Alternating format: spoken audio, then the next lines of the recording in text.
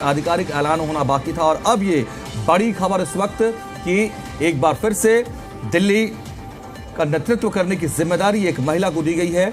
ये एक बड़ा संकेत बीजेपी ने देने का कोशिश किया है। बीजेपी का एक बड़ा संदेश इसमें छुपा हुआ हो सकता है, लेकिन इस वक्त बड़ी खबर जो है, और आप देखिए तस्वीर किस तरीके से यहाँ जश्न का माहौल है, आतिशबाजी शुरू हो चुकी है और बीजेपी ने यह तय कर दिया है कि आखिरकार उनकी तरफ से सीएम कौन होगा। तो रेखा गुप्ता सीएम होंगी, ये बड़ी खबर, बड़ी जानकारी आपको बता रहे हैं। शालीमार बाग से एमएलए हैं, विधायक चुनकर आई थी और जीद अली एनसीआर हरियाणा की खबर पर ये हम कह सकते हैं कि मोहर लगी। लगातार इस बात को हम आपको बता रहे थे कि ये एक बड़ी जानकारी, एक एक अपडेट हम अब तक लेकर आ रहे थे और ये बड़ी खबर इस वक्त आपको बता रहे हैं।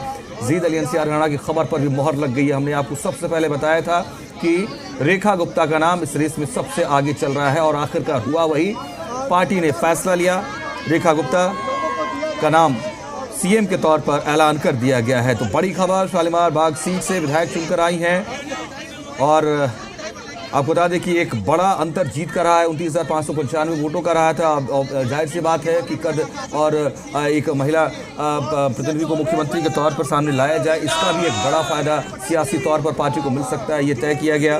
और आखिरकार इतनी माथापच्ची के बाद 8 तारीख को जब नतीजा उसके बाद से लेकर अब तक ये माथापच्ची हुई और अब जाकर के ये माथापच्ची खत्म है, सस्पेंस खत्म हो चुका है। रेखा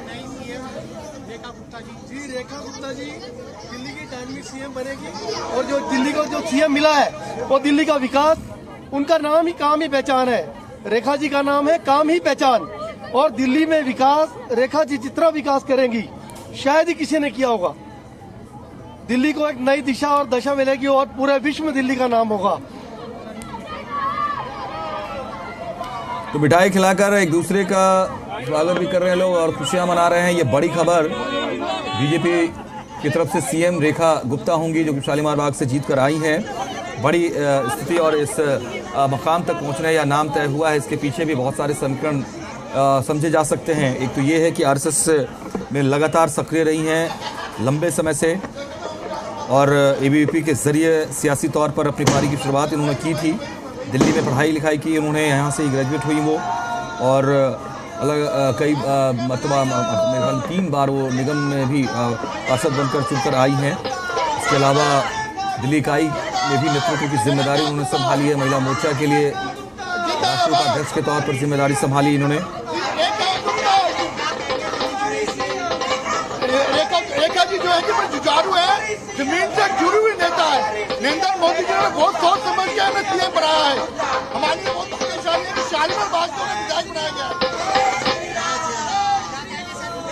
जय सिया राम, बहुत बहुत बधाई हो रेखा गुप्ता को, बहुत बहुत बधाई हो।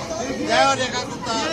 ये हम दिल्ली वालों की बड़ी अच्छी किस्मत है जो हमें एक मुख्यमंत्री के रूप में रेखा गुप्ता जी मिली है।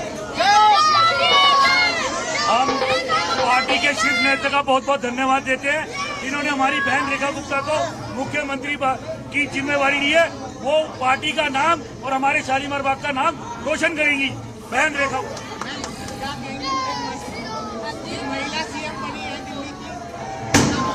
रेखा जी मेरी जेठानी है और हम परिवार उनके लिए बहुत खुश हैं और दिल्ली को जिस कार्य की उम्मीद थी अब रेखा भाभी ये काम करके दिखाएंगी और हमारे लिए बहुत खुशी की बात है कि आज वो इस पोजीशन पे पहुंची हैं।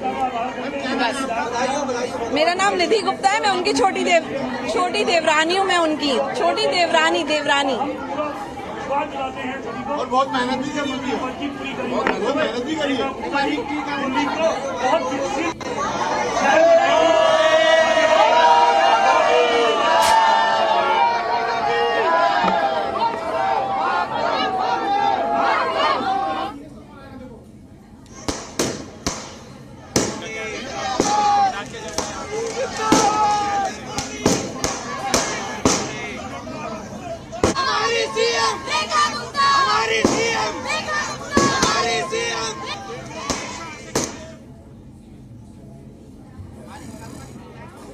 तो बड़ी खबर, बड़ी तस्वीर, अब ये तय हो गया है और कल जब शपथ ग्रहण समारोह आयोजित हो रहा है 12:35 का समय मुकर्रर जो हुआ है वो अब शालीमार बाग के विधायक रेखा गुप्ता के लिए तय हो गया है, उनके लिए शुभ हो गया है और उनको सीएम पद की शपथ लेने के लिए अब उनके नाम का ऐलान कर दिया गया है। तो ये बड़ी जानकारी, बड़ी खबर। हालांकि अगर हम कैबिनेट मिनिस्टर के तौर पर कहें तो थोड़ा सा इंतजार हमें करना पड़ेगा संभवतः, लेकिन ये जो सस्पेंस था लगातार कि दिल्ली में बीजेपी की तरफ से सीएम फेस कौन होगा, ये खत्म जरूर हो गया है। आतिशबाजी करके खुशियाँ मनाई जा रही हैं, ढोल लगाड़े बजाए जा रहे हैं लगातार, एक दूसरे को बधाइयाँ भी दी जा रही हैं। और जाहिर सी बात है कि जिस तरीके का कद रहा है, आप ही समझिए समीकरण वैश्य समाज से आती है एक तो, इसके अलावा वैश्य समाज की आबादी जो है वो 8% की है, उसको साधने की कोशिश लगातार होती रही है। दिल्ली बीजेपी की महासचिव भी रही हैं, दक्षिण दिल्ली नगर निगम के मेयर के तौर पर भी जिम्मेदारी इन्होंने निभाई है।